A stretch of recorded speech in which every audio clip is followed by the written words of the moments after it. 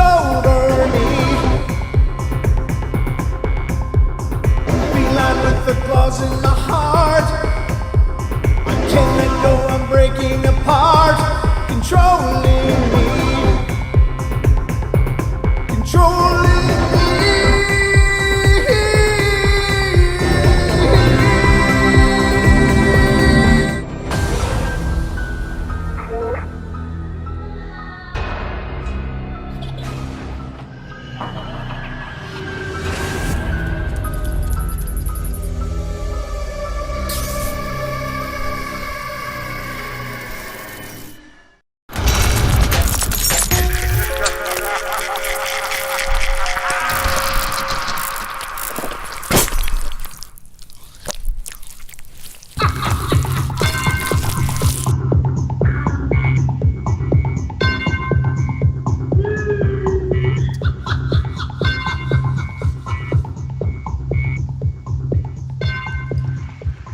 Ladies and gentlemen, boys and girls of all ages, welcome to the Paranormal Portal. How you guys doing? Thank you so much for being here.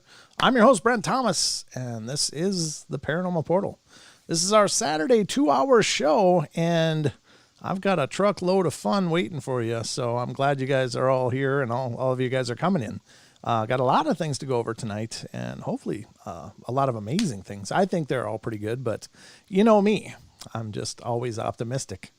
But hope you guys are having a great weekend. Thank you for spending a part of it right here on the Paranormal Portal with me. That's really outstanding. Last night we had an incredible show with our guest, Sarah Bignell of Yowie Central, and she's also involved heavily with the AYR. And you might have heard her voice if you look at Australian Yowie Research's YouTube page, because she's the voice of the interviewer over there. And we played one of her interviews last night on the show. It was really great, fantastic interview. Some really incredible information that came out of that interview. And so it was a phenomenal show. If you haven't seen it, go back and check it out. Not now, but after this show, if you want some more Portal and you want to catch a hell of an episode, that was definitely one.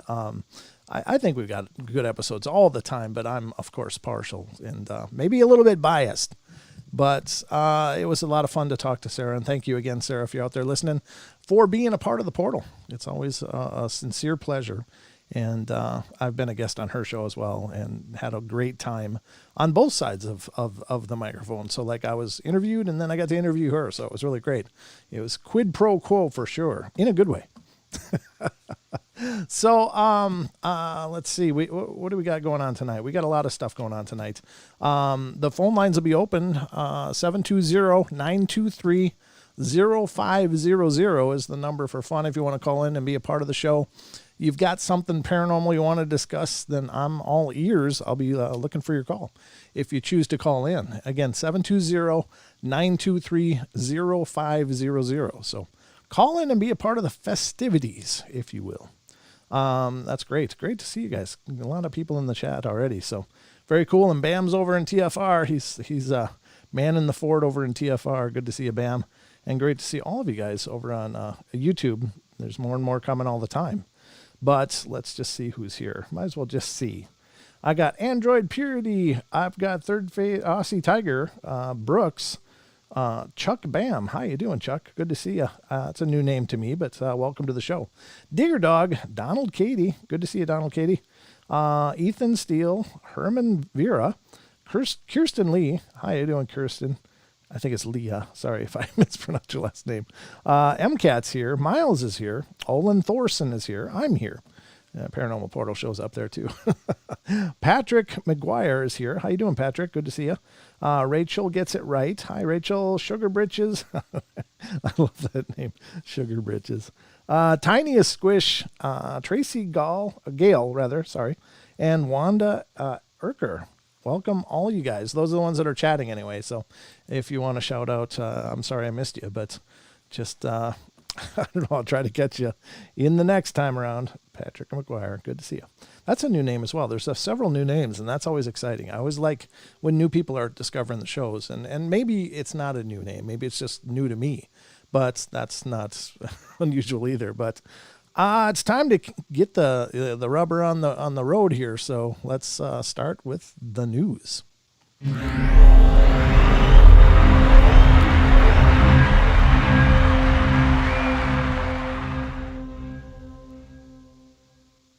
right, folks, welcome to the Paranormal Portal News Desk. I am your anchor, Brent Thomas. I'm less of an anchor now. I've been losing weight. I don't know if you noticed or not, but I'm kind of proud of it. So, but anyway, enough about me. Let's talk about the news. I've got a bunch of news pulled up here, and I don't know. This is a weird thing. I don't know. The title of this one alone just cracked me up. So we're going to read this one first. And, of course, it comes from unexplained-mysteries.com, and it's Bodie McBoatface goes for a swim in Loch Ness. That's right. They call it Bodie McBoatface, folks.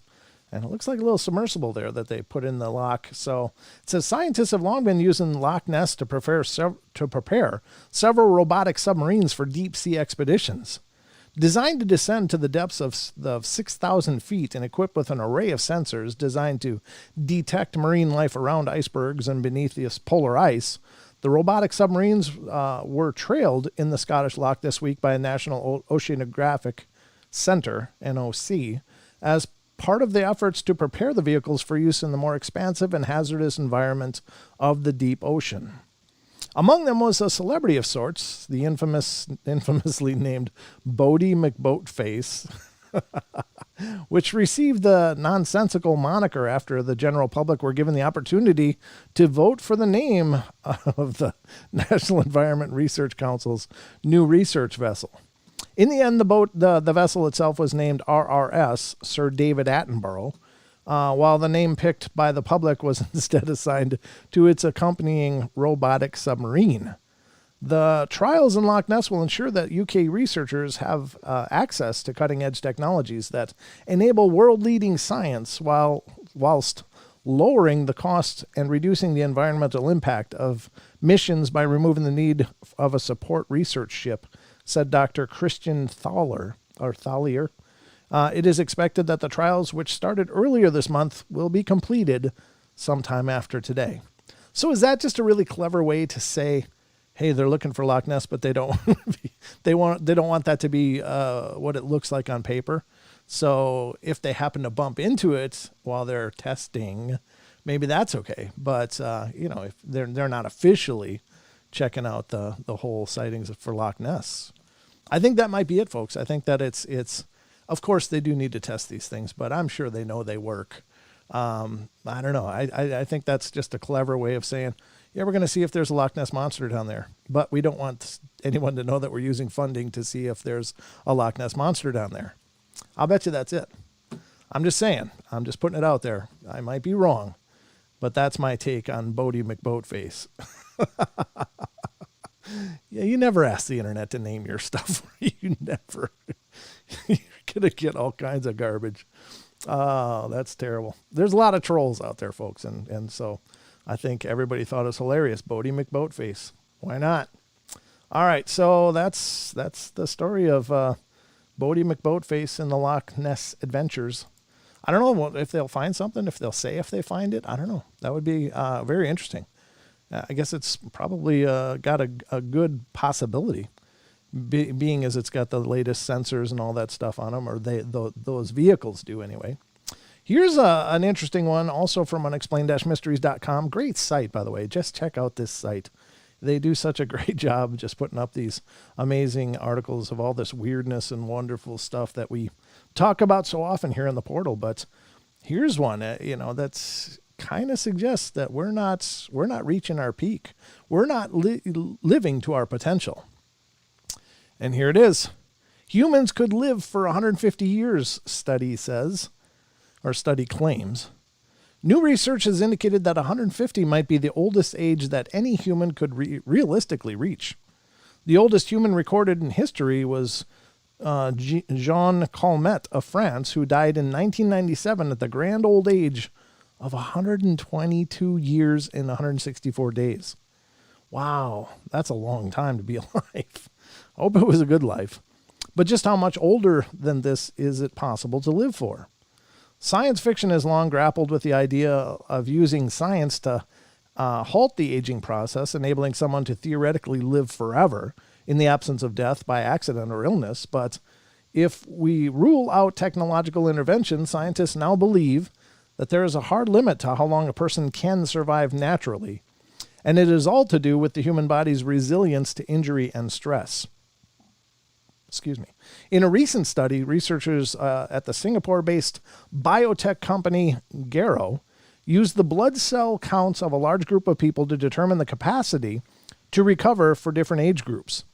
A teenager who falls down, for example, might simply dust themselves off and carry on as if nothing happened, whereas a frail person in their 80s might take months to fully recover. According to the research, this ability to recover disappears entirely between 120 and 150 years of age. This suggests that 150 may be the absolute upper limit of the natural human lifespan. This work explains why even most effective prevention and treatment of age-related diseases could only improve the average, but not the maximal lifespan, unless true anti-aging therapies have been developed, said co-author Andrei Gudkov. Wow, so 150 years. Well, I don't know. There's talk of 900-year-old people somewhere that I read once. I'm just saying. I don't know. It could be. But maybe there's something to that. Maybe 150 is long enough. I don't know. Depends on the quality of life, though. I mean, if you live to 90 and then you're doing really good, and you can still live your life well, then yeah, have a great life. But if you're sitting in a hospital bed for 30 years, then that would suck. I mean, it's like, what's the point? So I don't know. Just my hot take on that, folks. But it's interesting all the same. Let's get to another one, because I'm babbling too much. All right, here we go. Hope you don't think I'm babbling too much. I just have things to say. It's my show, What do you want? All right, here's another one from unexplained-mysteries.com. This one's interesting. I'm kind of excited to read this one because it says, UFO whistleblower lodges formal complaint. The former head of the Pentagon's UFO program claims that he's been the target of a disinformation campaign. According to a recent report from Politico, Luis Elizondo, that's the guy with Tom DeLonge. Okay, the former head of the Pentagon's secretive Advanced Aviation Threat Identification Program, has lodged a formal complaint with the Defense Department's inspector. The complaint cites malicious activities and cases of professional misconduct, with one official reportedly threatening to tell people that Elizondo was crazy. I responded by telling him that he can take any action he thinks is prudently necessary, but that I was not mentally impaired, nor have I ever violated my security oath, he wrote. These developments come just weeks before the Director of National Intelligence and the Pentagon are due to release a report on UFOs and their strategy for dealing with them. What he is saying is there are certainly individuals in the Defense Department who, in fact, were attacking him and lying about him publicly, using the color of authority of their offices to disparage him and discredit him, and were interfering with his ability to seek and obtain gainful employment out in the world, wrote his attorney, Daniel Sheehan, and also threatening his security clearance. According to Sheehan, Elizondo is not only looking to clear his name, but also to force the Pentagon to clear up any ambiguity over what it knows about UFOs. Nobody seems to be taking this thing seriously, he said. The different units and different groups that are responsible for responding to this particular phenomena, they're not briefing each other on this. Oh, okay. So he's doing it for us, folks, so that we get the truth. And maybe he is. I don't know the guy. I mean, I really don't know, but I'll tell you, I'm not really a big fan of To the Stars in their handling of materials. But I've gone over that many times on the show. So essentially, I think that partnering with the military to inspect exotic materials, which are allegedly pieces of UFOs, is kind of counterproductive to the whole disclosure pursuit. But anyway, nothing we can do about that. That's that article. I don't know. Again, I don't know anything about the guy other than, he's been the face of a lot of talk and, of course, the Tic Tac craft. He's made all the show circuits and stuff and appears everywhere where they're talking about UFOs. So I don't know. I'm sure he's not hurting any. Seems like he's done just fine getting gainful employment. But if he's, I don't doubt that there are some entities within the government that would love to discredit him and make him look like an idiot. But there's drama everywhere. It's not just the government. So anyway, that was that one. Hi guys, PPS Paranormal Portal Squad. Hi J-Rock, good to see you. I just saw that Paranormal Portal in orange. I have to read it. All right, here's another interesting one. Let me look at the clock and see how we're doing here. Yeah, we're doing good. Here we're doing good. Shoot, I just I dragged it and then I lost it. There it is. All right, this one is hopefully a good one. Let's see what it says. This one says, this is coming from unexplained-mysteries.com again. Woman encounters Bigfoot after exiting the gym. Wow. The young fitness enthusiast had been heading for her car when she witnessed something terrifying. An unnamed 20-year-old had reportedly exited a gym in Ashland, Ohio, at around midnight back on April 24th. And had been walking across a well-lit car park when the sound of a twig snapping grabbed her attention. Looking up, she caught the sight of a large bipedal ape-like creature covered in gray fur.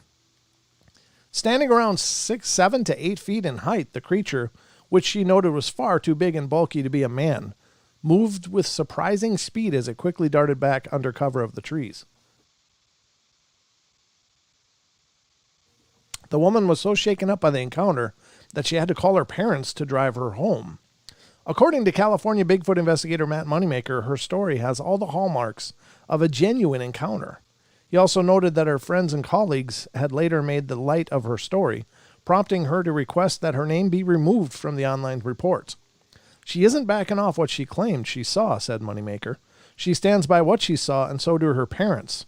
She is a young woman that doesn't want people, who may be ignorant, making fun of her. I believe her, and I do think it happened.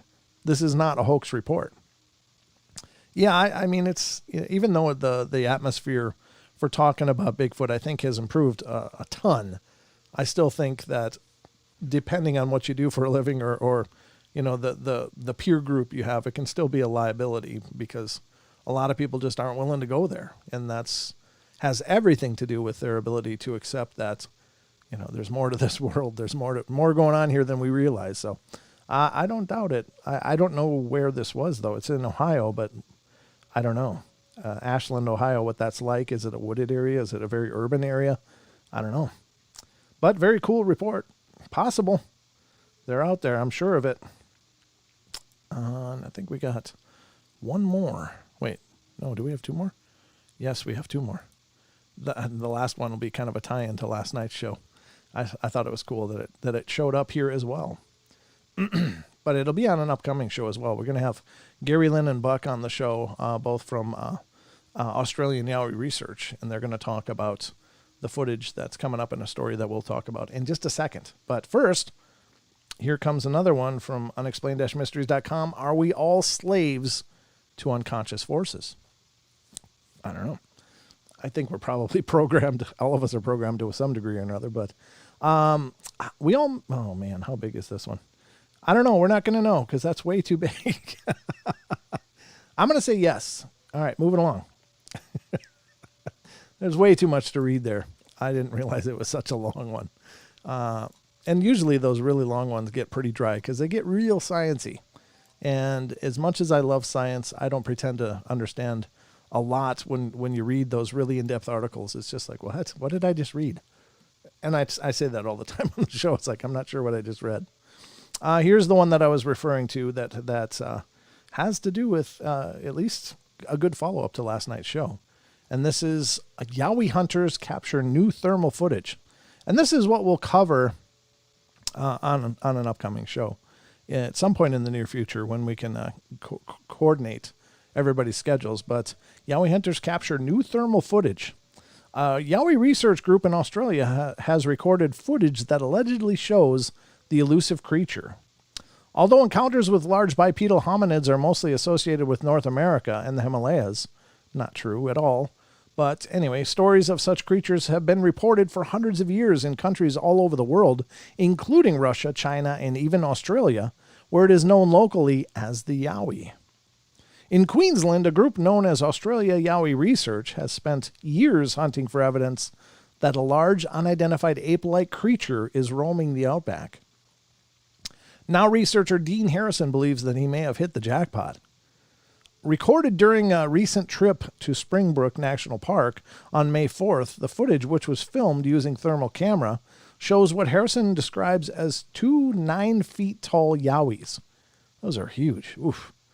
We estimate that they must have been at least 9 feet, 2.75 meters tall, and that they made no noise arriving and no noise leaving the area.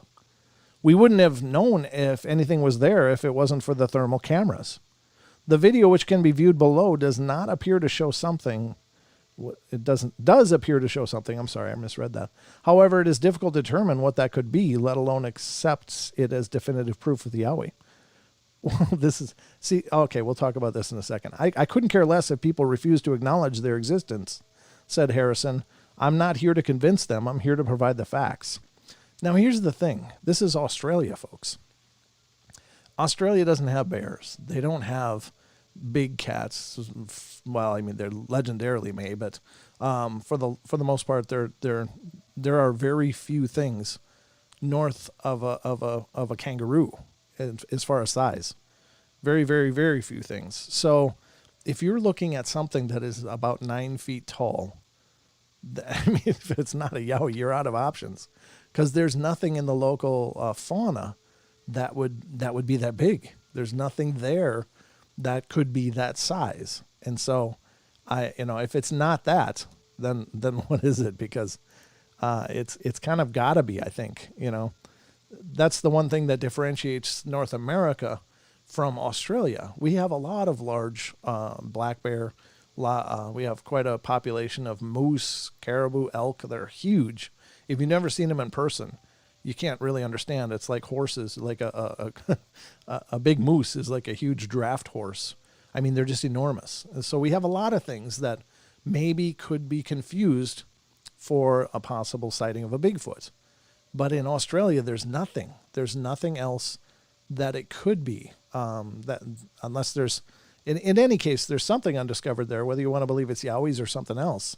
The point is that according to natural sciences, there's nothing else there other than kangaroos and below. And there's no large predators in Australia, according to natural sciences. So that's the part that I don't think you can dismiss. If you got a thermal signature that's that big, what else could it be? There's nothing 9 feet tall in Australia, except a yowie. And whatever side of the fence you're on that argument is entirely up to you. But I mean, at least that stands to give it a hell of a lot more credibility, I think, than anywhere else. It's just because their natural fauna doesn't reach that size, and if it's not a yowie. So I think that's a pretty good argument in favor of that being yowie thermal footage. So you be the judge, but I'm just putting it out there, folks. I know I have a great relationship with Dean and with Gary and with Sarah. And so obviously I wouldn't hesitate reinforcing that this is actually what they have for even a moment, because I know the character of these people and I believe in them. And so, others on the outside looking in, maybe you can just question it because you don't know them. But I have no doubt that they are very credible and very, very honorable people. Like they gain nothing by hoaxing, and they would gain nothing by that. And if anything, it would just hurt that credibility so much.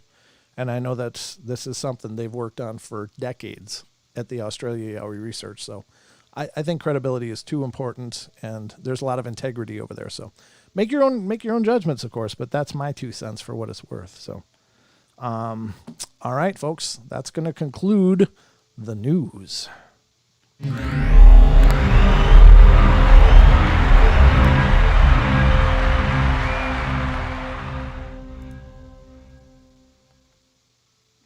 All right, folks, we are about a couple minutes out from the break. But yeah, I hope you enjoyed the news. I love doing the news. I think the news is fun. It's a blast to talk about all these different topics and things. And some of it's paranormal, some of it's not, but it's all, I think, really interesting. Sorry, I couldn't read the are we being programmed, because that's just too long. And I should have scanned that better prior to launching the show, but I don't claim to be professional. I just claim to have fun.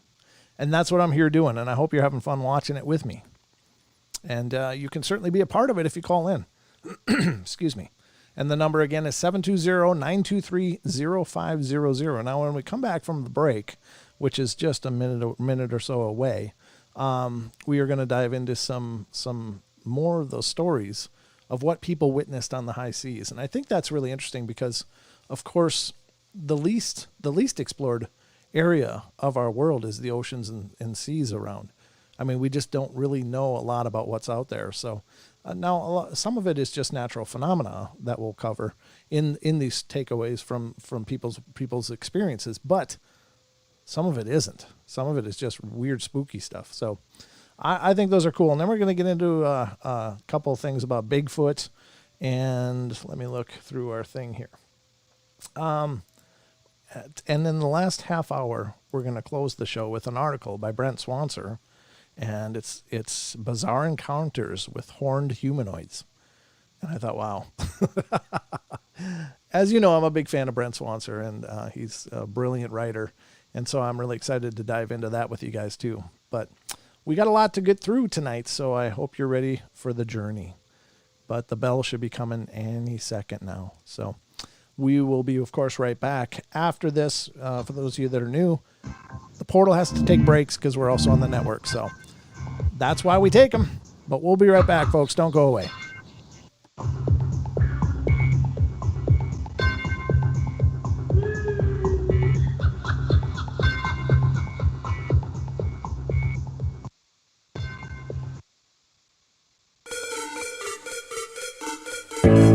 The review.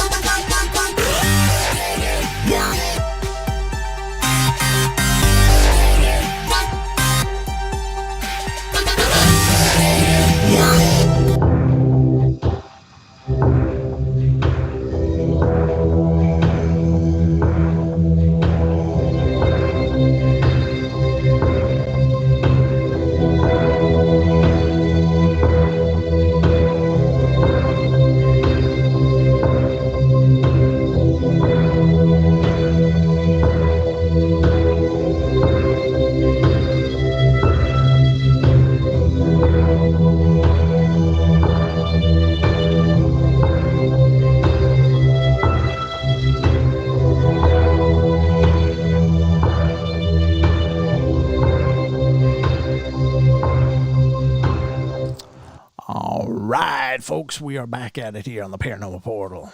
I'm still your host, Brent Thomas. So as far as that's concerned, that hasn't changed. But hopefully you guys are enjoying the show. Let's get it rolling here. We got a bunch of stuff to get through. Where was I? Oh yeah. I remember where I was. I think. Here we go. So these are stories that we've hit a few times here and there throughout the show, and it's a great article that has to do with weird things people have experienced on the high seas, and it comes from justforspooks.com. And the article in question is called 27 People Share the Creepiest Thing They've Witnessed on the High Seas. So we were on number 6, I believe, from the last time. I think we've only covered 6 of them. I don't know how that can be, but I guess that's what we've covered. It says number 6 is, I am in the U.S. Coast Guard, and I recently was assigned to a ship. I was going through our logbooks to look for something and noticed that on the bridge, an unknown blue light was observed beneath the water's surface the night before. Well, this intrigued me, so I started looking for more of the logs, and apparently every 2 to 3 weeks, they enter lights of varying colors in places you would not expect. Usually white, red, or green lights are on the horizon or in the sky, ships and aircraft, but they seem to report colored lights under the water, sometimes moving around, sometimes stationary, lights in the sky moving at extreme speeds and then immediately stopping or disappearing altogether. Sometimes lights are visible to the naked eye, but when we try to look at it with the FLIR or night vision, they are undetectable. That's interesting. I don't know, not that creepy, but it was pretty interesting to me. So, in my experience, it was the saucer that I saw was only visible in the night vision. With my night vision binoculars, it was not visible with my naked eye. So this take is completely opposite of that. So, I find that really interesting and intriguing. That was submitted by a gentleman or lady or gentleman, Vigorious. Number 7 is, during my time in the Navy, we once transited through the Bermuda Triangle at night. Being the Navy, there was plenty of people playing on the whole eeriness of our location as it was. But at one point, I stepped outside to have a look. It is typically quite dark on a Navy ship in the middle of the ocean at night, so it was quite a shock to see the water actually glowing green where we were. It looked a lot like we were sailing through an ocean full of the chemicals you find in light sticks. It's pretty wild to see, especially in the triangle. I found out later that it was most likely bioluminescence from plankton in the water. Yeah, but that's got to be a spectacular sight to see. I know there's a place where, I don't know if it's plankton or not, but it's some other, maybe it's plankton or maybe it's something else, but the actual surf on the shore glows like a blue, and it's really spectacular. People have recorded it at night, and it's like these luminescent blue waves crashing and creating these incredible luminescence in the area. It's really spectacular. I just think that stuff is really cool. Number 8, merchant seaman here. I have traveled worldwide with over 50,000 miles under my belt, having crossed the Atlantic, Indian, and Pacific Oceans multiple times. The thing I've seen a few times that really creeped me out were whilst on watch at night, and on several occasions witnessed meteorites similar, if not bigger, to the ones caught on dash cams in Russia. Also seemingly close to the ship, even audible to the human ear if outside on the bridge wings. Spectacular sights, but also kind of terrifying. Yeah, I bet. Seeing a meteor come into Earth, I think, it's got to freak you out, especially if they're big, because you don't know how big. It's hard to judge altitude of things. So it could be basketball sized and actually not too far above where you are. Or it could be, like stadium sized and quite a ways up there or bigger. You just don't know. But God, that's got to be weird. Number 9, nothing particularly specific. I've been sailing all my life and have somewhere around 6,000 sea miles as well. Excuse me. As years and years of inland dinghy racing experience. The sea just does strange things sometimes. Wind against the tide and underwater obstacles causing weird currents, creating create unnatural waves, and it starts to feel like the sea is just throwing water at you at random. Fog at sea at night really screws up your senses too. Everything is quiet and you can't see anything but the boat immediately around you. You keep looking for lights on other ships and listening for foghorns or the sound of engines in the distance, but your brain starts playing all manner of tricks on you. In a busy shipping lane, it's serious business, and in a very real way, it could be life or death if you miss a ship and hits you and sinks you. You start to see lights everywhere around you. You start hearing engines creeping up on you. You stop your boat and cut the engines to see if you're hearing anything real, and you enter an even stranger world of sensory deprivation.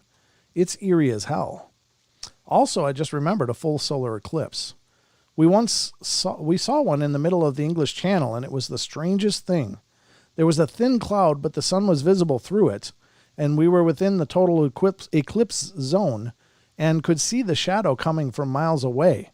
It looked like the strangest, most angry storm I've ever seen. Generally, the darker the clouds, the more it's going to hurt. And this was a darkness as dark as is possible at sea during the day. Talked to my dad about it afterwards, and we both felt an uneasiness getting worse and worse the nearer it got. Our bodies and subconscious were readying us for dealing with a really crappy, dangerous situation. It was just like how people sometimes describe seeing a ghost, I think, or sensing a ghost, a cold chill and feeling really on edge. It was really like a ghost storm. A lot of sailing becomes instinctual after a while, and you get a feeling about what's coming from watching the clouds and waves off at the horizon. The eclipse gave off every sign of absolute nastiness, but passed without any real-world effect other than the darkness. Really creepy. That was Robber's Dog, 49. Yeah, I think eclipses are definitely pretty wild, and so are fogs. Fogs, well, the ancient Druids regarded fog as a very mystical event. There were, in fact, several rituals that could only be done during a fog, and one of them is like a gateway ritual, and you have to perform it in fog. And the idea is that if you do it correctly, and if the conditions are right, it could open a gateway to the other realm. And the thing about it is according to the warnings and such, is that once you're there, you can't touch anything if you go through this gateway. The other warning is that you have to get back out before the fog subsists and fades. Otherwise, you'll be trapped there forever. So just a little, trivia for you. Anyway, this is number 11. Seeing the green flash is always cool. Looking out at sea from a periscope is pretty neat, having dolphins play with your sub, and you can see them all around you, but your point of view is at sea level is one of the coolest things I've ever experienced. It's like they were playing with me. The strangest thing I've ever seen, though, was off the coast of Africa at sea.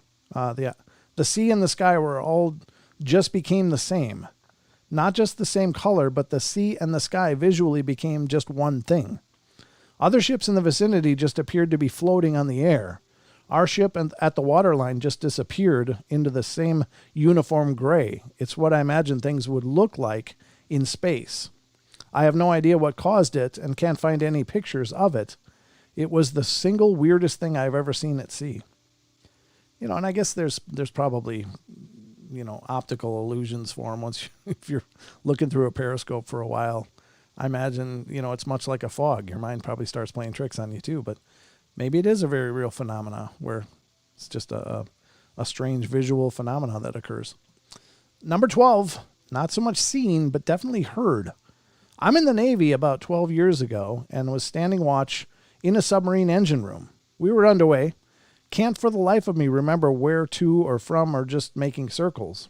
It was mid-watch and I sat down to catch up on some logs. And that's when I heard a woman's voice and felt the hairs on my neck stand straight up. No woman on subs back then. I got up, looked around, and found the other watches just talking and doing their daily tasks, and I thought maybe I had dozed off and dreamt it. I sat back down and heard it again, and it sounded like it was coming from outside the hatch I was sitting under. I said, "Screw this," out loud, and just went to be around the other guys on watch. I still get chills just thinking about it even now. Eey. I imagine maybe there's hauntings at sea too, right? I mean, there's ghost ships allegedly, so why not? Number 13, my dad spent years at sea and has many stories from this time on tanker ships as an engineer. One time the ship was being slowed down by something they couldn't explain. Mechanically fine, turns out they had a large dead whale wrapped around the bow of the ship, slowing them down. But the creepiest story was a simple one. The crew was shark fishing off the bank of a smaller tanker ship, basically attaching meat chunks to hooks and throwing them off the back to trawl the ocean, Southeast Asia, Australia area. And my dad, for fun, made up this large steel alloy, described it as being incredibly durable hook to use. They attach a large chunk of meat to it and throw it off the back. A while later, they haul it back up, only to find the meat is gone and the hook is bent completely straight. There was nothing it could have snagged on in the deep ocean as the boat was driving through. My dad and the crew were sufficiently unnerved to think that something large down there could bend a hook like that. Yeah, we just don't know what's down there. That's the creepy part. We have no idea. I mean, could it be some kind of Leviathan down there? Could it be Megalodon or something like that? And I don't know. I don't know. Number 14, former submarine sonar man here. No windows, so it falls outside the creepy things I've seen requisite. More of a creepy thing we heard. I was stationed on the West Coast whenever we would transit near a particular Californian city within a specific area, we would hear over the headphones that something had started off sounding like a woman screaming and ended up sounding like bullfrogs on a hot summer night. None of the sonar techs up through our chief knew what to make of it. We chalked it up to just being merfrog and carried on. Being a merfrog. Well, maybe there are mer people. I don't know if the minion fell down or what. It's just thump, thump, thump. Number 15.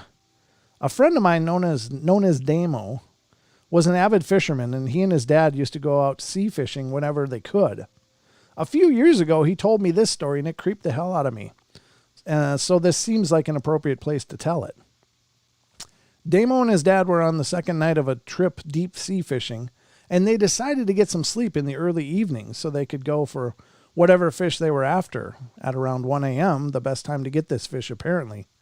Anyway, they only had a smallish boat, but the weather was extremely pleasant and the sea was calm to the point of stillness, so they figured it would be a great night fishing for them. Around 12:30 a.m., they started to set their gear up, and they were on the starboard side getting the bait ready when they heard a loud splash on the port side, and there was almost no swell, and they figured it was either a large fish or some gear had somehow fallen in, so they went over to have a look.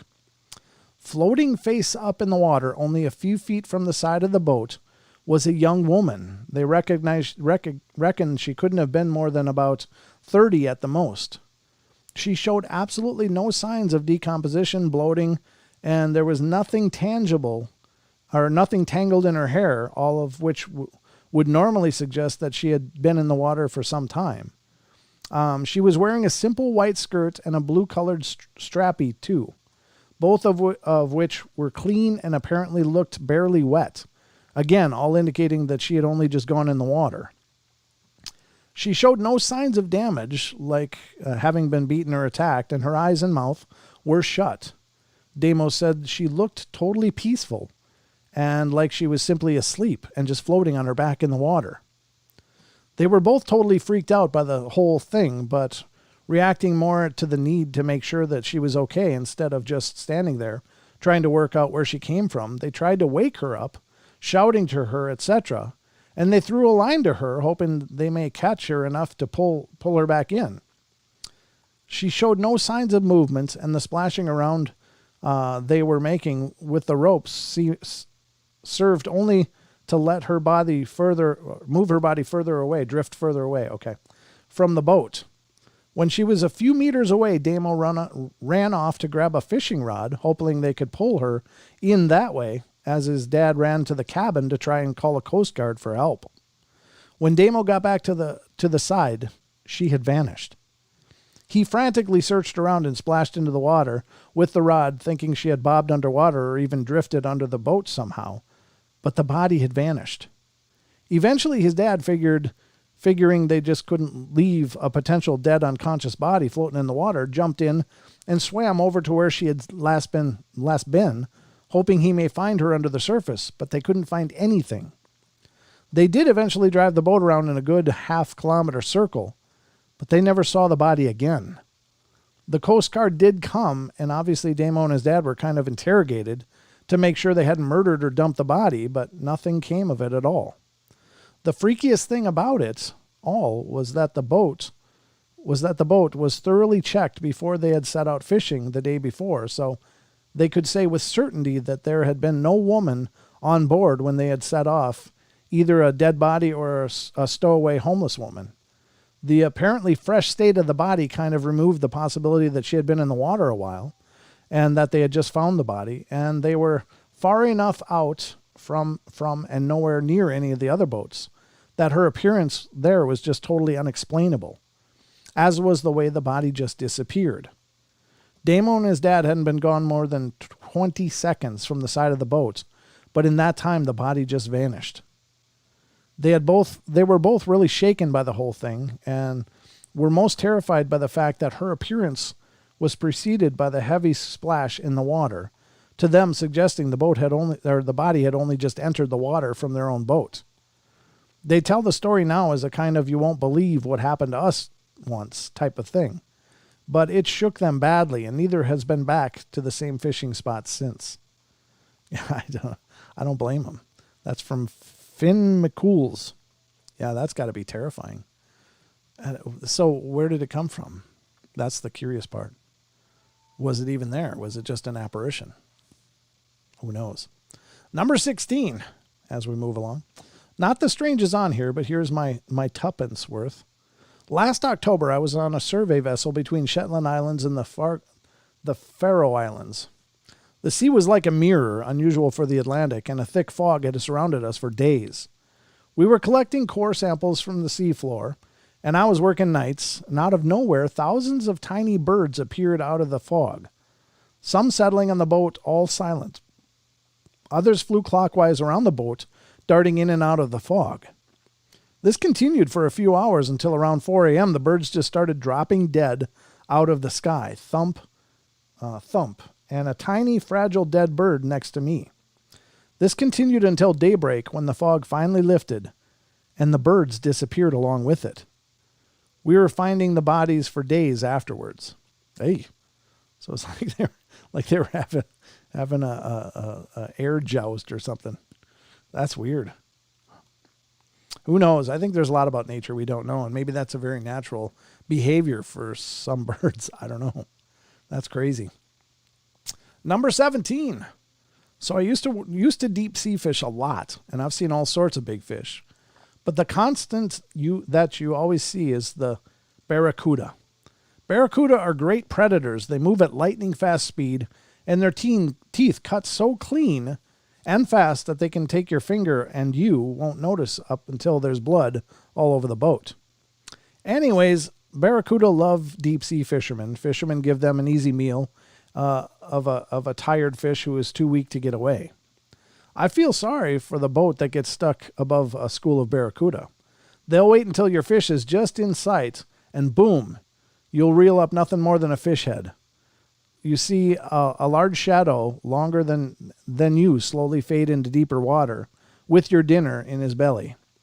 It's not the strangest thing, but it scares new fishermen to feel nothing but a gentle tug and then reel up just the fish head. Yeah, that's gotta suck. That's gotta suck. I mean, bull sharks in fresh water. I don't know where this was cataloged. I think it was in the lower Mississippi River or another river of the type, but it's where bull sharks can survive just fine in fresh water and oftentimes will come up from the ocean into lakes and rivers.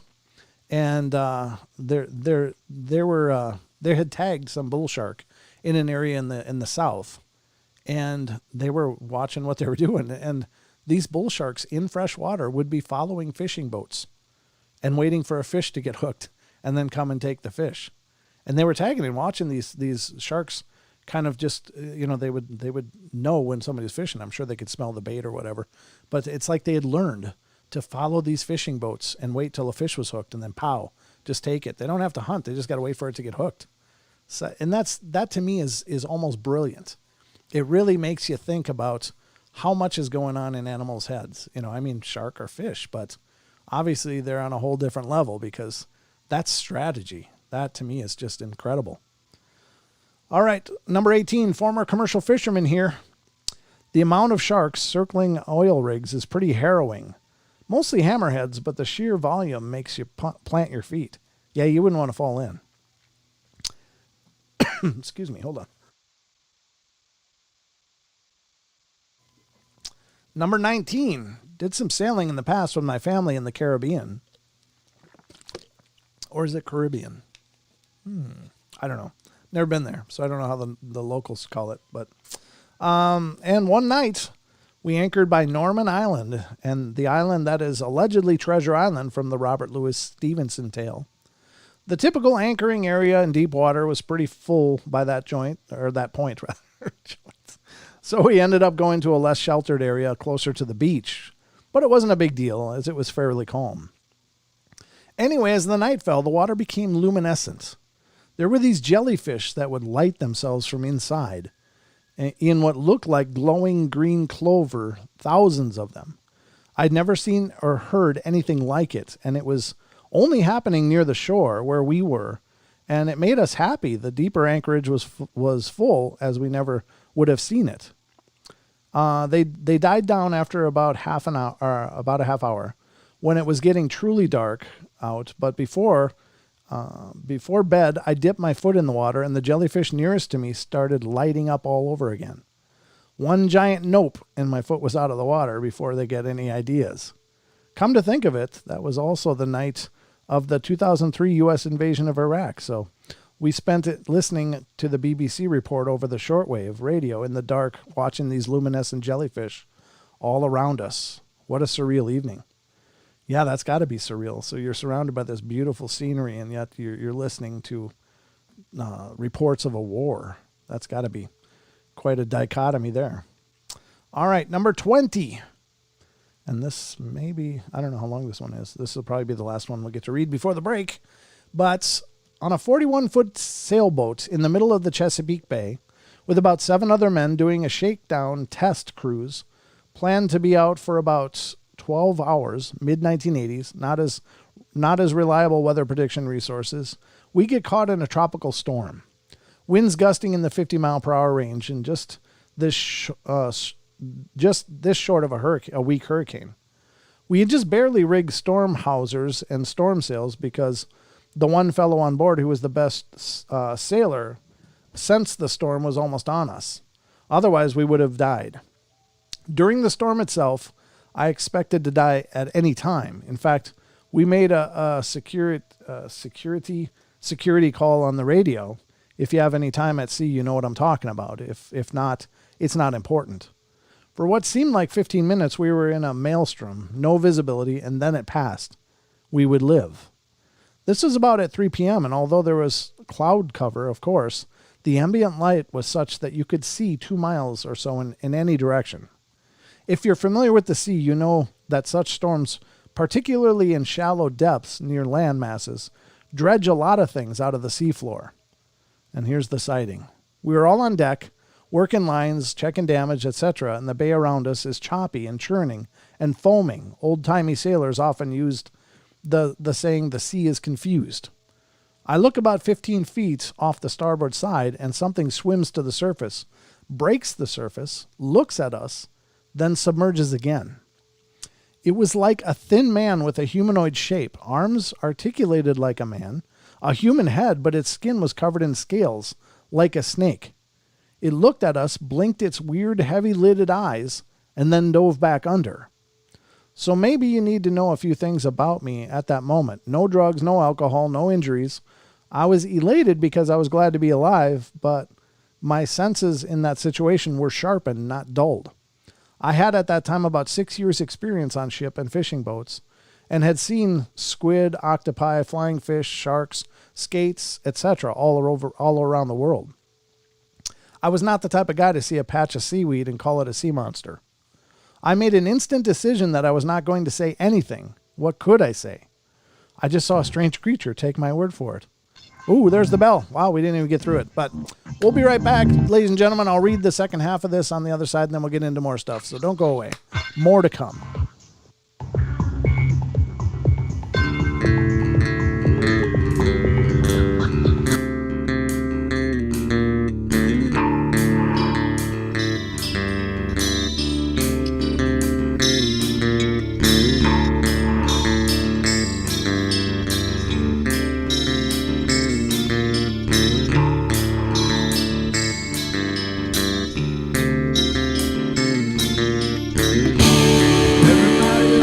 Play their games.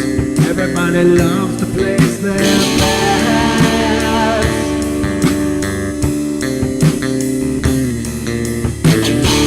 They don't understand the price I paid. They don't care to comprehend.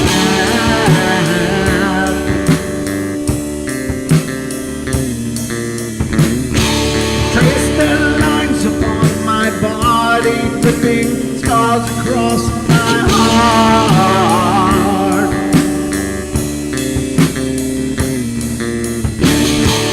Raging anger pours inside me as their lies keep falling apart.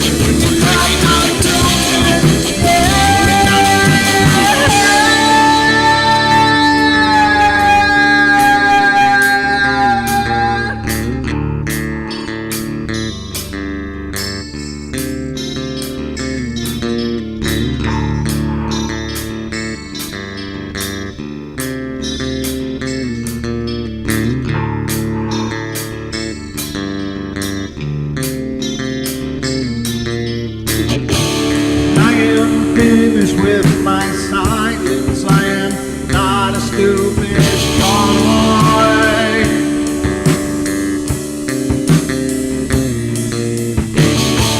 No more breaking me with kindness. Just you dance upon my joy.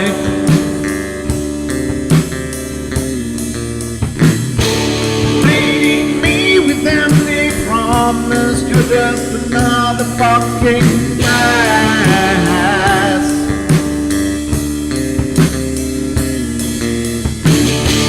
Taking off the slice of my sanity, just make sure that you're well fed.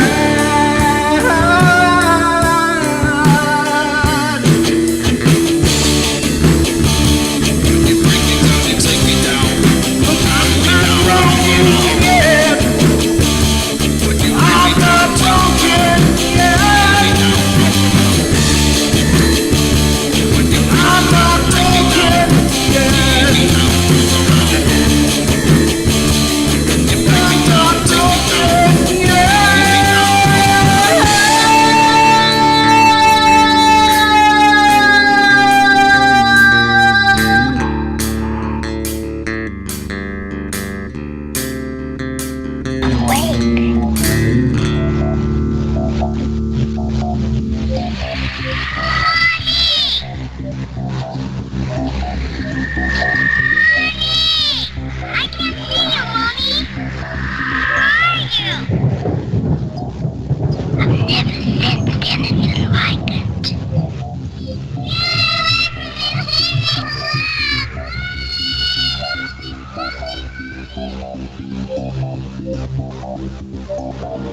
Carol Ann is not like those she's with. They're attracted to the one thing about her that is different from themselves. Her life force. It is very strong. It gives off its own illumination. It is a light that implies life and memory of love and home and earthly pleasures. Something they desperately desire, but can't have anymore.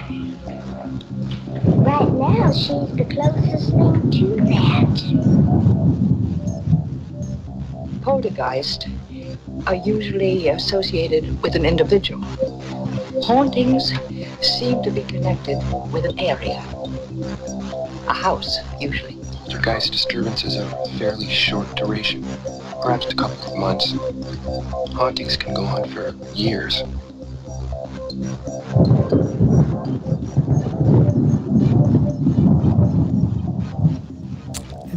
And yes, folks. Welcome. Hope you guys had a wonderful break. I know I did.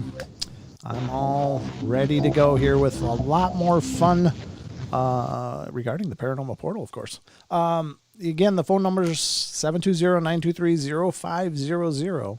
If you want to call in and be a part of the show, you got something paranormal to share, that's how you do it.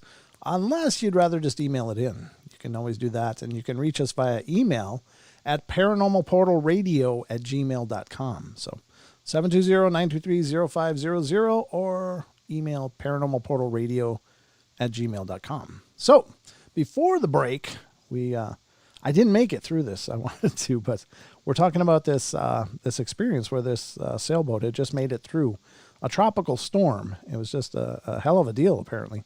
But after the storm passed, the gentleman that's telling, or lady, I don't know, either or, is talking about checking the boat for damage, and she looks over, or he or she looks over into the water and sees a humanoid come up out of the water a little bit, at least come up enough to put the head above the water.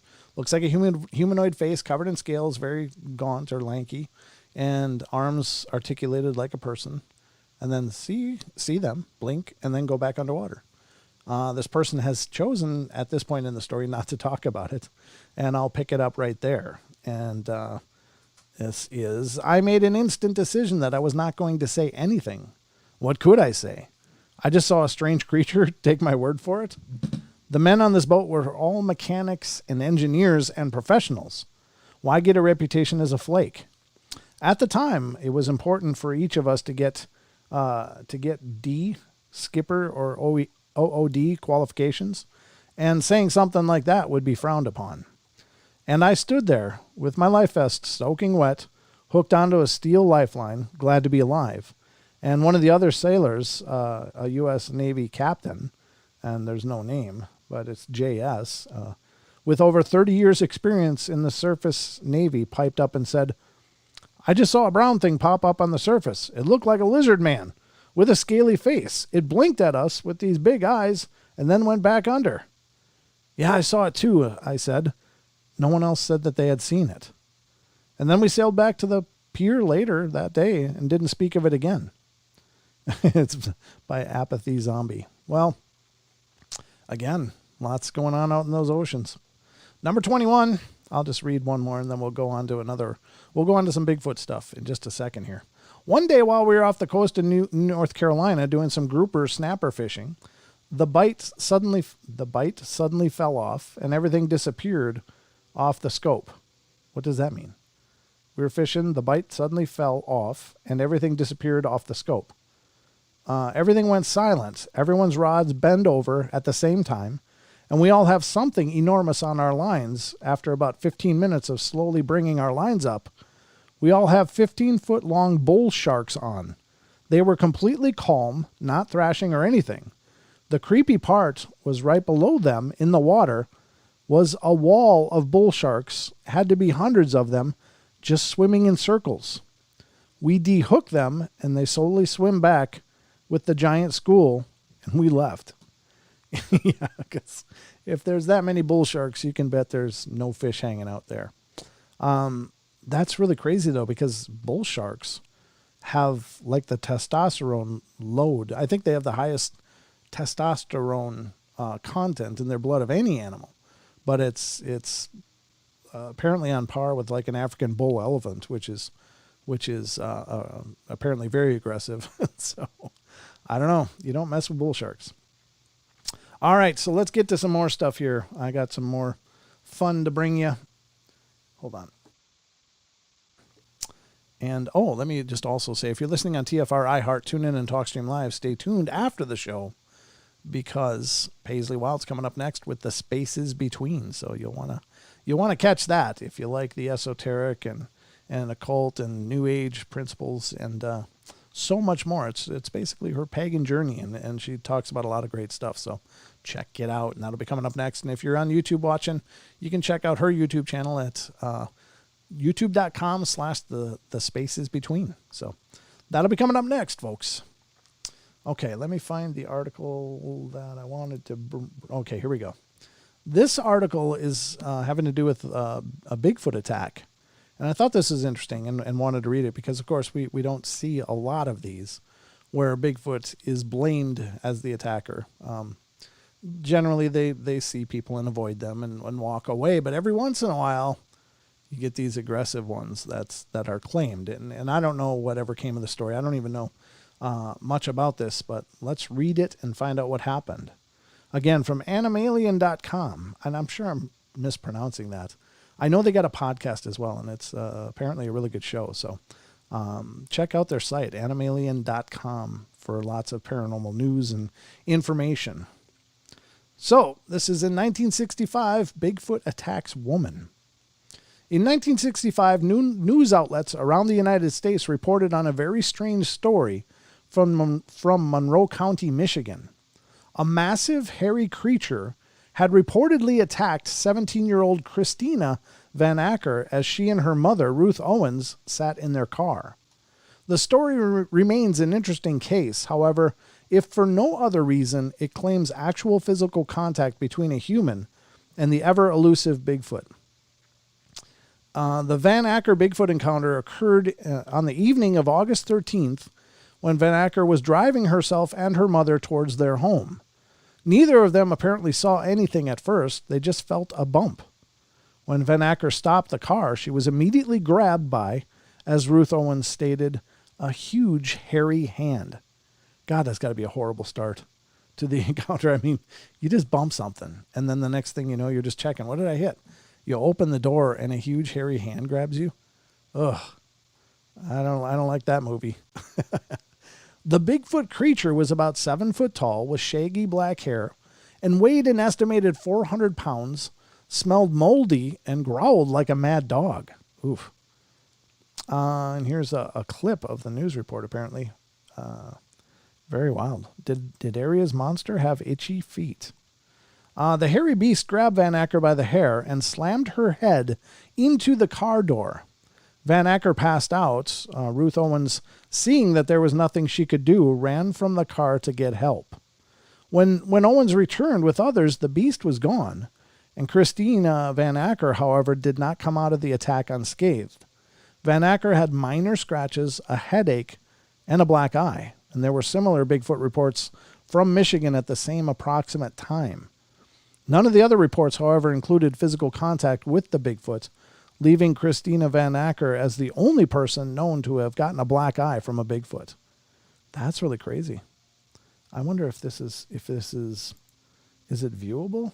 No, it's just too small and fudgy, but that's weird. Very, very rare. It's not unheard of, though. There are some reports out there. It's just very rare. Again, I think that they have quite a range of personalities, kind of like people. Like some people, they just see other people and just go, oh, whatever. But then other people, they see you and go, what are you looking at? Like they just want to start something. Now, I don't know if they actually hit this thing and it really pissed it off or what exactly happened here. It's really pretty vague according to this report anyway, but that's pretty incredible. And if it slammed her head into the car, if all she got out of that was a black eye, she's incredibly lucky because, I mean, this is a creature that can push over trees or break trees and twist them and stuff. I mean, this is, physical strength just off the charts into the superhuman category. It's like having Superman, headbutt you into a wall or something. But how if she just got a black eye, she fared pretty well. That must have been a hell of a restraint, because it could have smashed her head flat. I'm sure. And there are reports of things like that. And a lot of historical reports that people are trying to chase down Bigfoot or whatever. And this is very old, from like turn of the 20th century and a little bit before.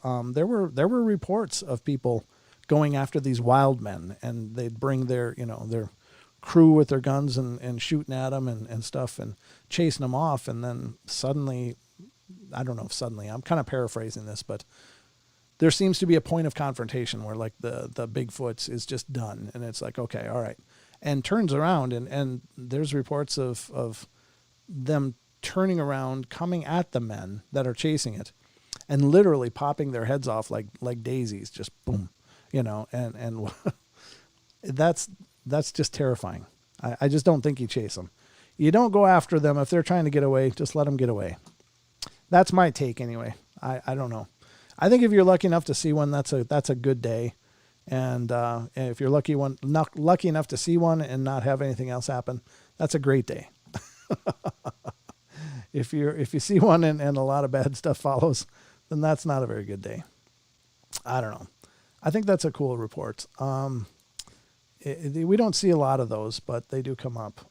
Here's one that I wanted to read, and I've been looking for this one because this was mentioned a while ago in another story that we were reading. Either I was reading it or Don was reading it. I don't remember. But this is from howandwise.com, and this is Earth alien species, octopus not from Earth. It's proved, apparently.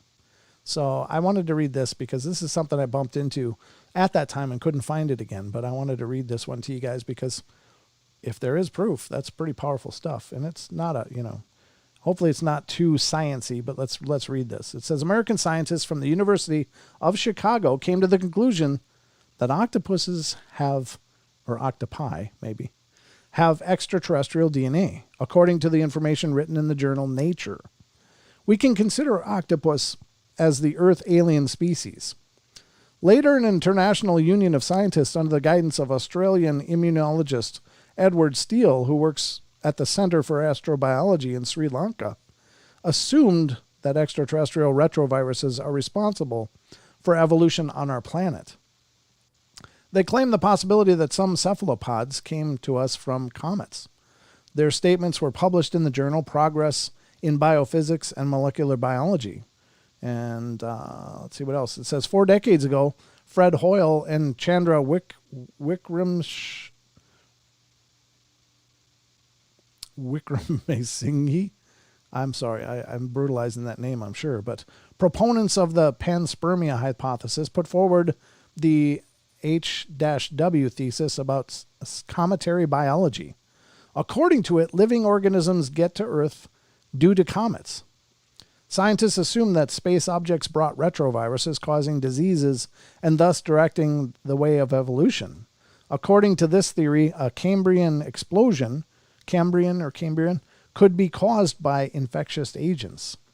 Octopus DNA come from space. In some time, a hypothesis that octopi could not appear as a result of terrestrial evolution was made up. To prove this theory, scientists based their claims on an unusual variety of modern cephalopods, octopus among them, and at the same time, a complex anatomical features of octopus appear for a short period of time around 275 million years ago. Scientists distinguish 5 main features: genetic factors, behavioral characteristics, a unique nervous system with a huge brain, chamber eyes different from the eyes of mammals, and discoloration. This information gave dozens of scientists a reason to believe that octopuses could not acquire such amazing features as a result of random mutations on Earth. It seems that they had already been so complicated creatures when they came here. It means that octopuses have evolved in a different world. they can aliens, I don't understand that. You see that sentence? They can aliens who arrived at our planet in the form of eggs. Okay. In addition, octopuses are able to make changes in their own RNA, a genetic structure that works together with DNA, controlling its evolution. The brain of an octopus is highly developed. It is equipped with the likeliness of the thinking cortex, which makes the mollusks very smart. An octopus's blood is blue, and it has 3 hearts. One delivers the blood around the body, and the other 2 through the gills. And it has alien powers. Let's see what this is. Octopus does not have a skeleton, so it can change shape and it can change color. An octopus is masked, acquiring the appearance of objects located under them or nearby. Octopuses are heard, including at a very low frequency. They catch infrasound oscillations. The genome of an octopus contains 33,000 protein encoding genes, which is larger than human have, and it is worth mentioning that most of the genes have a conservative matrix RNA editing sites, but the more primitive cephalopods do not have it. Such genetic features could not arise using random mutations. Gene's origin is cosmic. It is possible that in frozen comets, frozen octopus eggs were found. As the publication Science Alert claims, the work is interesting, and according to the editor, Dennis Noble, this information was written in favor of the origin of evolution, as other organic substances on other celestial bodies demonstrate. I don't know. That's really interesting. Is it possible? Maybe. Again, I don't claim to know anything about this kind of science, or much of any science for that matter. But it does stand to reason. I know they've found certainly building blocks of life in meteorites and such that have entered our world. So it could very well be that that's what started the whole chain of events. Now, the curious thing is that random, or was that intentional by some other intelligence? And I don't mean to take away from the whole creationist versus evolution kind of thing. I think we do evolve. I mean, there is an evolution of species, and that certainly is demonstrable just by looking from our earliest ancestors to now. I mean, we're much bigger now. We probably have much longer lifespans than at any other time in our natural history. And so is that an evolution? Well, yeah, I suppose it is, because it's due to advancement and through changes that we've made. And so I don't think octopuses are the only ones that can influence their DNA. I think we can, but we do it through mechanisms, and good, bad, or otherwise. I don't know. I'm not trying to get into a debate about anything like, getting pokes for the coof or whatever, but I'm just saying we do influence our health and our bodies through our actions, I think. But take it or leave it. That's that episode, or that article rather. I think it's very interesting. I think there's a possibility of it, and I think it's kind of exciting, really, to think. I mean, we all have extraterrestrial origins, right? Because the building blocks, the carbon-based life forms that we are, the carbon was, if I'm understanding astronomical science as well, it was all made in the heart of stars. Like, we are the stardust of exploded stars and stuff. And I think that's pretty cool. And it kind of gets back to, we are connected to everything. Well, maybe we are. Not only spiritually, but physically, because we are the stuff of the cosmos. And so that is the building blocks of our life. Well, I think there's also a spiritual element to that, but this isn't the course of the show, so I'll leave it there. I don't know. What do you guys think? Any opinions out there in chat land? Oh, yeah, if you want to call in. Absolutely. Sorry. Good to see you, Julia. Thanks for coming in, Elaine and V. I see you guys are in there. The mods are here. MCAT was here earlier anyway. I don't know if he's on the road or what's going on, but yeah, it's good to see you all. Thank you for coming in. It's great to see you guys turn up for the portals. What do we got? 6 minutes? I wonder if I can get through this. I think I maybe can. This is an article this is one that I pulled up a while ago, and it's been sitting here waiting because I was going to use it on some show. And it kind of ties in with Wednesday's show. And if you haven't seen Wednesday's show, we had Robin Moonshadow on. And she is, of course, the creator of Strange Realms. And you can find her work on strangerealms.net. She has a group on Facebook, Strange Realms, as well.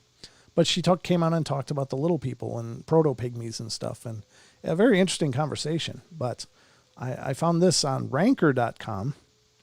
And this is, America has its own leprechaun. And it's way darker than you'd think. I'm not going to do the whole history, I guess, because we did discuss Pukwudgies. So it says, you're probably wondering, what are Pukwudgies? Of all the mythological creatures in Massachusetts, the Pukwudgie may be the oldest.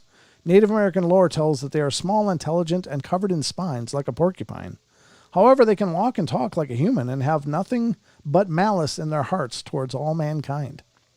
While facts about Pukwudgies vary from area to area, one thing stays the same. These guys are not to be trifled with, so satisfy your curiosity here rather than going out in search of these murderous ancient cryptids. And that seems pretty consistent with everything I've ever heard about Pukwudgies, including in reading some reports that people claim to have encountered them. They seem very, very diabolical. There was one show, it was like Monsters and Mysteries in America, and the guy was like, I was walking my dog and this little furry thing came out of the woods. And he says, "Mir, mir," like that. Like he was trying to say, "Come here, mir, mir." And it's like, oh my God. So he took his dog and went home quickly. But that's horrifying. All right, so I'll read what I can before the break here. It says the Pukwudgie is actually an ancient Native American cryptid, and the legends about them span several tribes. Their name roughly translates to person of the wilderness. They have been spoken of in the Ojibwe, Algonquin, Abenaki, Wampanoag, and Mohican tribes, although they are most well known for their affiliation with the Wampanoag near and around Massachusetts. Depending on which tribe you ask, the Pukwudgie has a different personality or different abilities. For example, the Algonquin talk about them similarly to gnomes or fairies, whereas the Ojibwe talk about them as mischievous but not genuinely harmful, and just wanting to have a bit of fun. However, the Wampanoag and other New England tribes, Pukwudgies are absolutely dangerous. They still may play little tricks here and there for fun, but they just as soon steal a pie off a windowsill as push someone off a cliff. That's terrible. They used to be super friendly, and this is what Robin talked about the legends. And she went over that on Wednesday's show, but they may actually kill people. Without anyone to stop them, the Pukwudgies have continued to be harmful, destructive, and even murderous. They still wish vengeance on humanity for their mistreatment after being so, quote, nice. And they take it out on whomever messes with them or just whoever they encounter.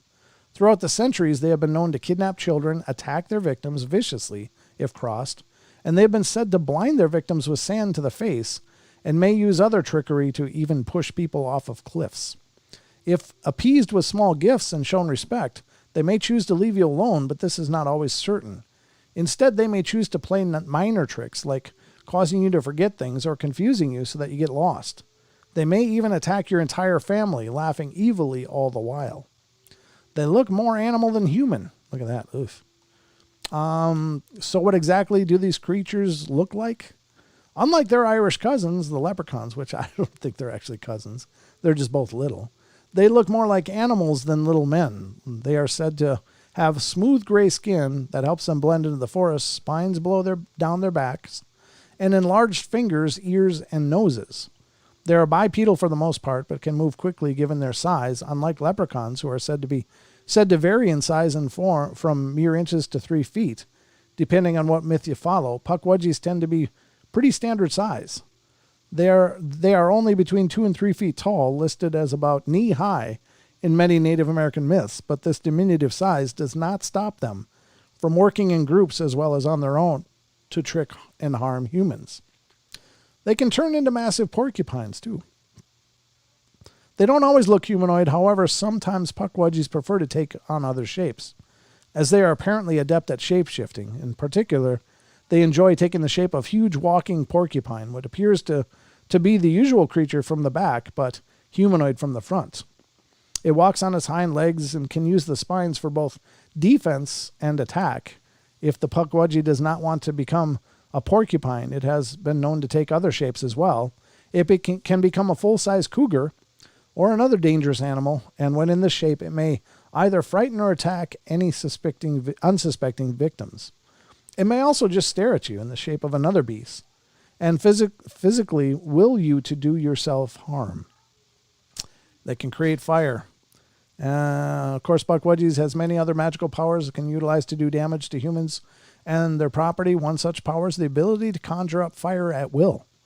Back in the old days of Native American legends, the Pukwudgie created fire in order to burn down the homes of those ungrateful people who had not appreciated their good deeds. They did serious harm to many villages that way. Nowadays, they may also create fire out of thin air at will in order to frighten people or to set their arrows ablaze. This power may also be used to burn houses or even start wildfires in areas which they live. All right, folks, last break, and we will be right back at it in just a couple minutes. Don't go away for more of the Paranormal Portal.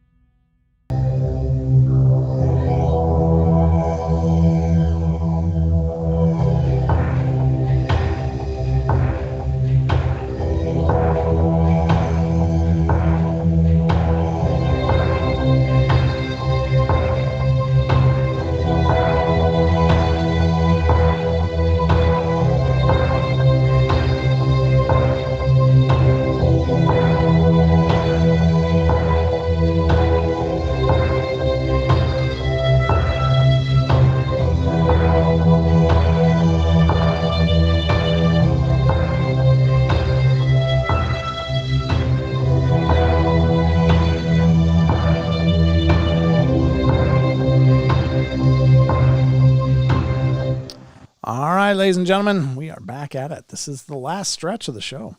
Remember, Paisley Wild's coming up next. The spaces between, so you got to brace for that. That'll be coming up next, and you can check her out on her YouTube channel as well as on TFR Live. Either way.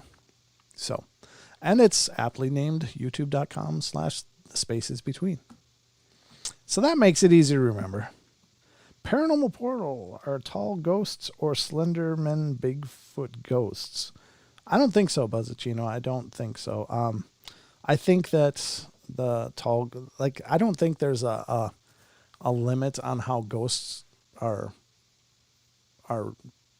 seen. I don't think that there's any problem for them to assume whatever shape they choose.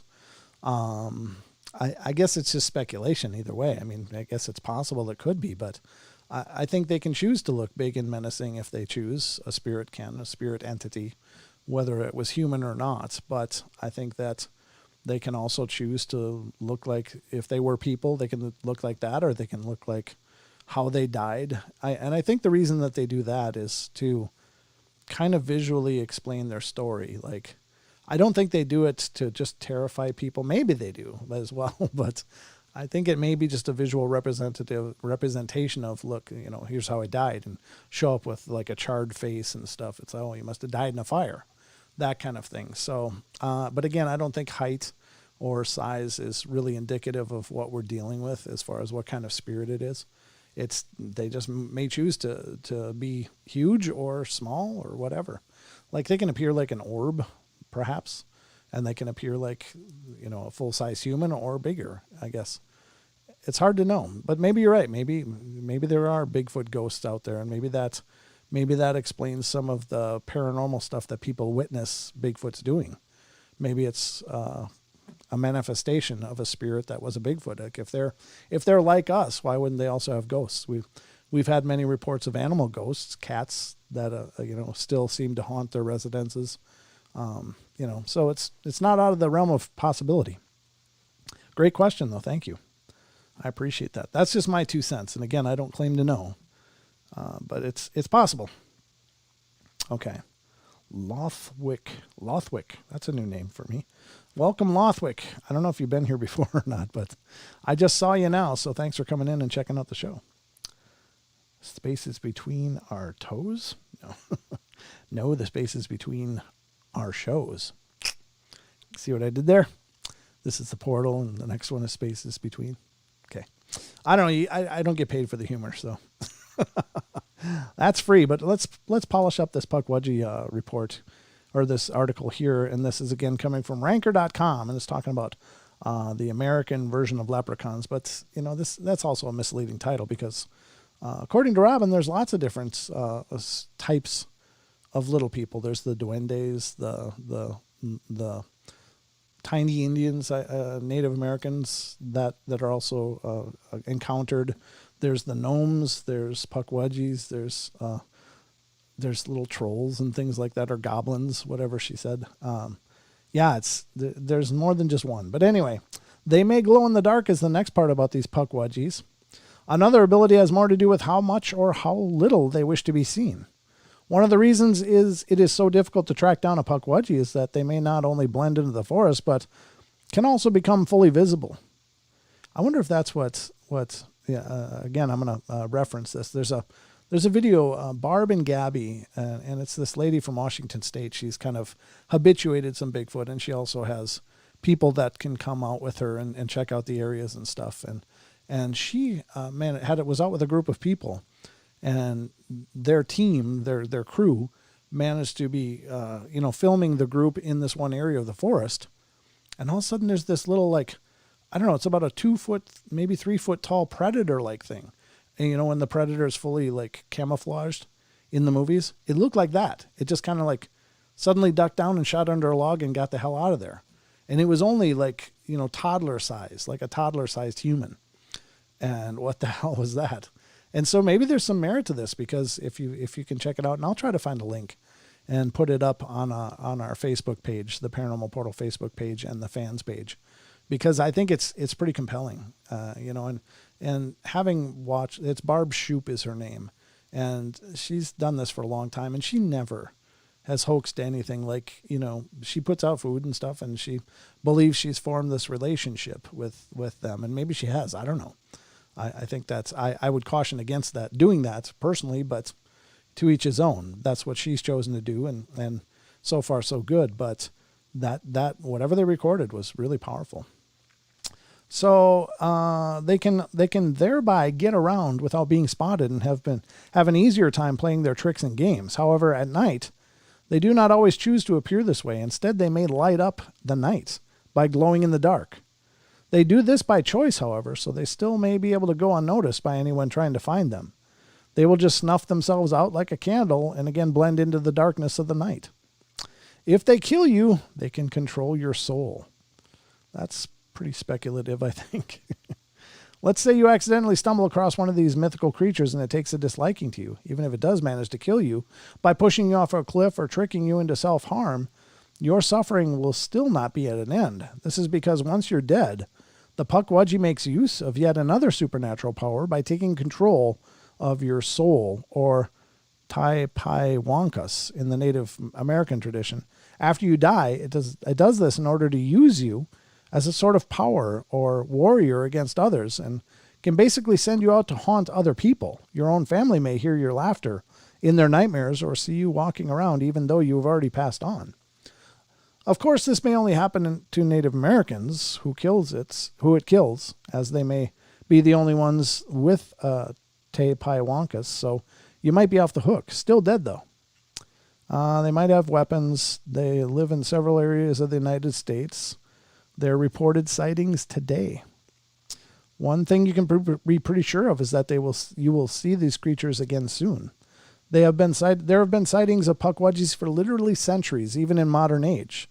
While most of these sightings have been brief glimpses, there have been occasional deaths that have been blamed on the creatures. Someone falls off a cliff in a nature park somewhere, or a person is injured while on a trail, or even kills themselves by jumping off of something.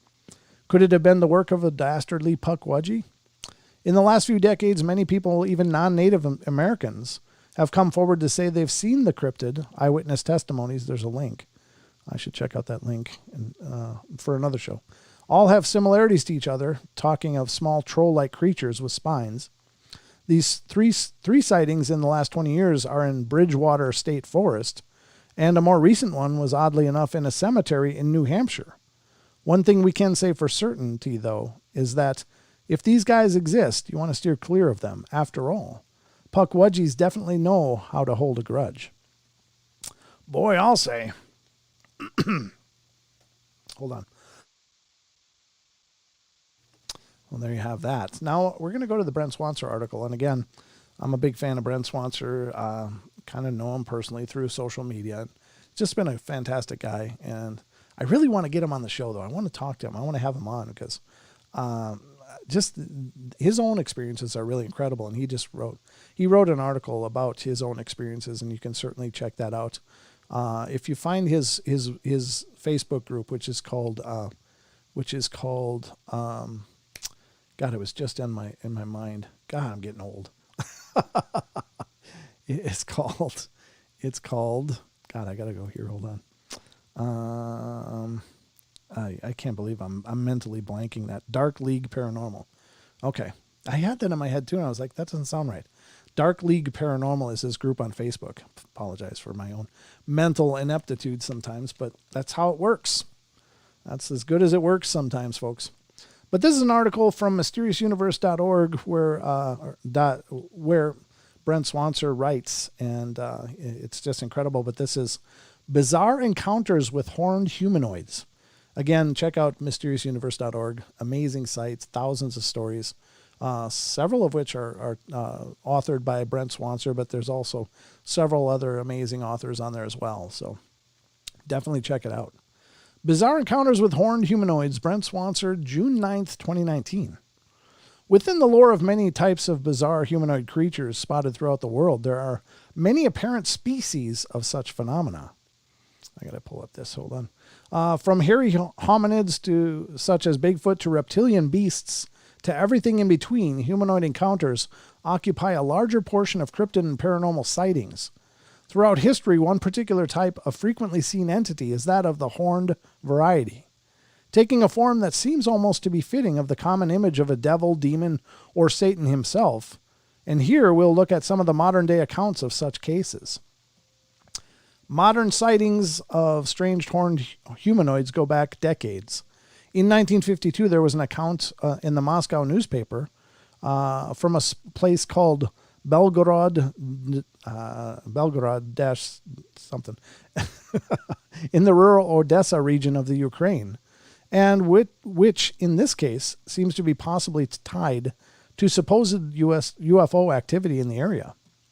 Here there was said to be an ancient fortress within a vast network of subterranean passageways, fanning out from it in all directions. A local legend was that within the murky confines of these caverns and tunnels was hidden a UFO that had crash-landed here decades before. The report goes that an elderly local man one evening found himself unable to sleep and looked out his window to see some rather striking features skulking about in the yard of the neighbor's house. These otherworldly entities were described as being remarkably tall and as having noticeable protruding horns atop their heads.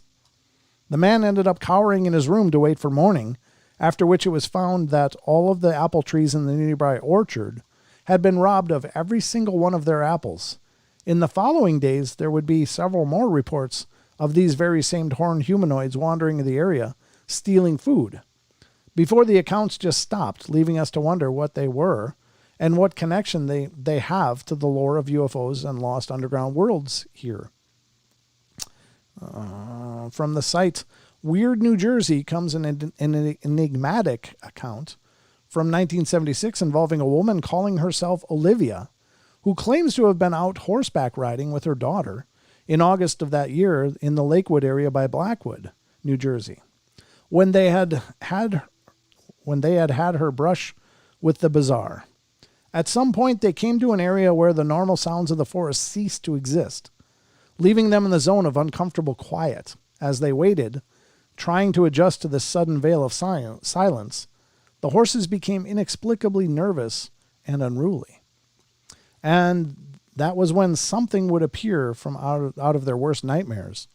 The witness says, "And then up in front of us, about 100 feet or so, we saw this thing.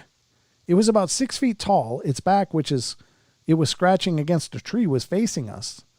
At first, to me, it looked like a large dog on top of a horse. And I asked my daughter, 'What is that?' It started walking along the path we were riding on, and we slowly followed it up the hill, but the horses were reluctant to stay calm. They started to go wild. The thing turned around, and I could better see what it looked like. It had whitish hair with black spots on its hips. It had horns coming out of its head and red slanted eyes. Its nose had a pig-like snout. It stood on 2 feet that ended in cloven hooves. Its hands were tipped with large claws, and it looked like it was slobbering all over." Yeah, I don't think you bring your horses up to that. I don't think you go anywhere near that, personally. It jumped onto the path with its arms opening wide, lowering its head like it was going to charge us. At that time, I felt as though I was in some kind of trance, like I was in a movie or something. Only when my daughter yelled, "Let's turn around and get out of here," is when I realized we might be in danger. We were certainly afraid of whatever it was. Then it did charge at us, tucking its arms in and running like the Bionic Man. It tried to grab one of the horse's tails, but we took off. And when I looked back, I noticed it had stopped in the spot where we had taken off from. Like in the movies, after we got away from this thing, we saw a Washington Township police car by the junkyard and told the policeman driving it that there was a strange creature in the woods that came after us. And we described it to him. The policeman said, "Well, I hope to hell we don't catch it," and started to fill out a report. But amazingly, this thing showed up in the junkyard, and we all saw it as it hopped over the 8-foot fence, galloped in front of the police car, and then ran into the woods. After that, we took the horses right back to the stables. The policeman wanted my address so he could speak with me later, but I didn't make it home in time. He had already come and gone. I never found out if he filed a report. Maybe he didn't want to report it. Later on, the owner of the local ranch told me one time he found one of his horses dead in a field with its stomach ripped open. I'm telling you, I believe there is something out there. There were 3 witnesses that day, and my daughter and I can recall vividly every moment of our encounter with this thing, even after 40 years. I'll never forget it. I don't blame you. I don't think I would either. What in the world could this thing have been? What connection did the report have to that dead horse? We'll probably never know. In 1997, there was a similar weird report from the Gulf Coast Regional Bigfoot Organization. GC, bro. The witness says that in June of that year, he was out hunting at around 1 a.m. with a friend in the area of Johnson City, Tennessee, when they came across some sort of massive horned humanoid prowling the forest. It started with the crashing sounds of something very large moving through the brush, and only sharply veers into the bizarre territory from there. The witness says, "Luckily, I had with me a Ruger 1022 rifle and approximately 150 rounds of ammo clipped and stacked and ready to go. I could barely make something out coming towards us. I did have the rifle equipped with the night vision scope, and I could make out an outline of what appeared to be a man. Upon further inspection, I found it was not. There were 2 large walnut trees about 25 feet in front of us, and whatever came from the woods was using these trees for cover. But as it stepped out for what I took as a charge, I opened fire. Within 2.5 seconds, I emptied my first 25-round clip into the creature and was starting on my next. After all was said and done, and round 151 was entering the target, I suggested that we start a retreat to the house. About 65 feet behind us, no more ammo in the 22, so I went for my 380 auto that I had as a spare on my leg. The thing that was freaking me out the most was that after all that shooting, 95% of which I know I hit it, the creature was weaving back and forth between the trees. No screams, no apparent pain, or no anything.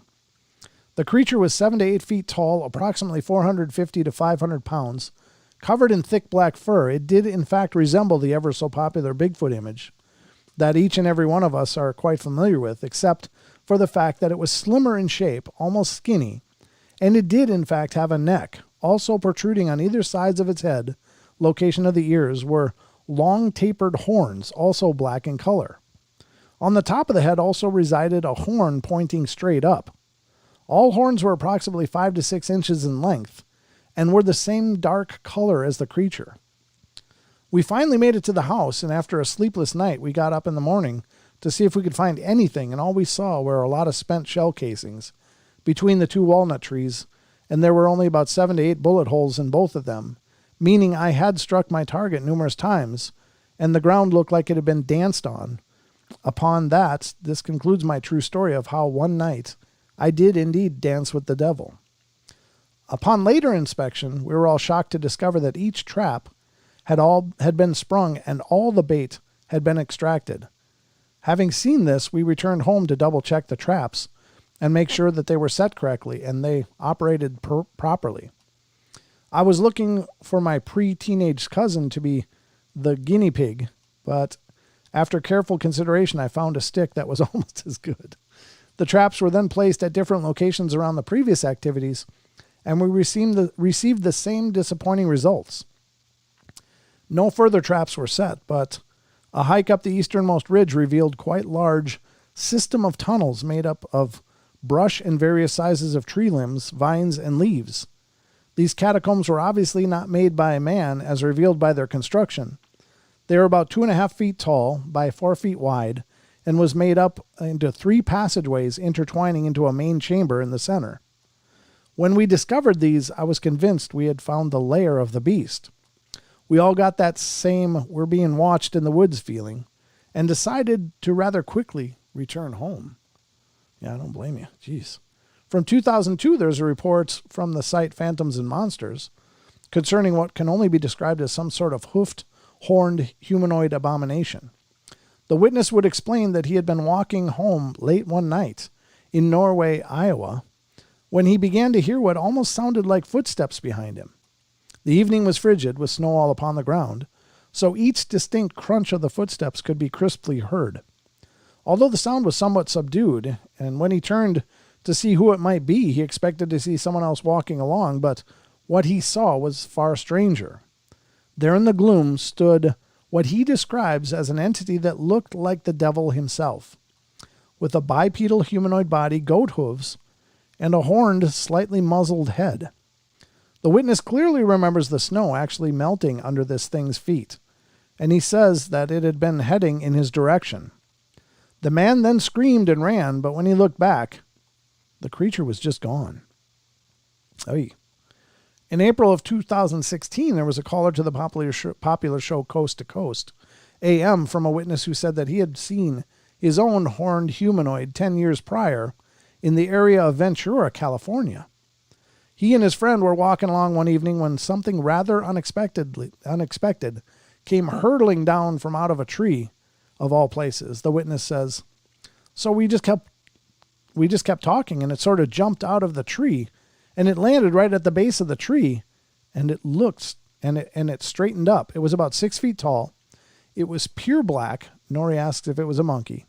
It looked more like a really tall, thin human, but it had a canine face. It was terrifying and had these big, like those mountain goats. It had big horns, like mountain goats, and it had these really long fingers. It was kind of hunched over, but I could just feel it look into my soul. I honestly don't know what it was. I have for the longest time thought that it could have been a demon, but it gets scarier from there. So my brother and I, we both see it, and we both just lock our eyes on the ground. We don't want to make eye contact with it, so we start walking up a little bit faster, and we're talking about whatever we could talk about to not even acknowledge it. And so we turn the corner, and right at the corner where we were going, there's this building that had a tin roof, and we could hear it land on the top of the roof as we were turning the corner. We could hear it turning the corner of the roof with us. And as we just sort of looked at each other, we both just started running all the way home. I don't put a lot of merit into religious things, but personally, but I always thought that it could have been a demon. Is that what this was? A demon? Or was it something else entirely? Also from Coast to Coast AM on an episode in July of 2014, we have a witness who says that he heard about encounters in 2013 at none other than the very odd and much talked about Skinwalker Ranch in Utah. He rambles on about some UFO sightings in the area he had heard of from some native kids, and then hits with quite the bizarre one, telling of one series of very intriguing events that started with some kids out having a good time and seeing a strange light in the sky. The caller said, then it had an even brighter light, and it went over their truck, and these kids, something hit their truck. These kids got scared, so they went down the road to the main road, and they got out, which is, I'm guessing, about 3/4 of a mile. They got out to look at the damage done to this truck, and for some reason, the driver decided to be the passenger, and then the passenger was the driver. Apparently, there are some girls with them in this truck. Well, once they got back in the truck, this is where it gets really unbelievable. A creature grabbed this kid, who was the driver and is now the passenger, and pulled him out of the truck, and it threw him around like a rag doll, but bit him on the butt several times and clawed him. Long story short, somehow this kid got back in the truck, and one of the kids took a picture of this creature, and they got scared. They were able to get back in their truck, and drove down the road and talked to the youth Indian police, because it's a youth territory over there. The youth Indian police say there's nothing we can do about it because they were very well aware of the Skinwalker Ranch. So the next day, which would be Saturday, they contacted my UFO relative, and he went down there to investigate. Meanwhile, there was a shaman's wife around, and the shaman was there blessing the kids that were involved in this. My UFO relative said that he saw the picture on the cell phone of this creature, and he also saw the damage done to the truck. There was also a scratched into the truck die, D-I-E. And he also saw the damage done to this kid and the bite marks. Now, that was very unbelievable for me to hear. The crazy thing about it is, a few months ago, I work at a hospital, and one of my patients was actually the shaman's wife, and she was the one that was also there at the time that my relative was there to investigate, and she told me exactly what my relative said, but in greater detail. The creature she had described, and also my relative said, had to be a tall creature because he would hold this kid out of this window. And that's a 8-foot tall truck, and this creature had horns. It had red hair. It had a human-like face, and the mouth was distorted, but it came out kind of like a wolf, and it had claws, and it had bat wings. So my question to you is, and I asked my UFO relative, is this the skinwalker? And he goes, no, this is something totally different. I also asked the shaman's wife, and she agreed that it was something totally different. And ladies and gentlemen, that's all we have time for, but thank you so much for joining me here on the Paranormal Portal. I really appreciate it. Thank you all so much. Remember, I love you all. Be good, be kind, be nice. Take care of each other. Help each other out. Find the magic in every day. And remember to laugh as much as you can. Good night, everybody.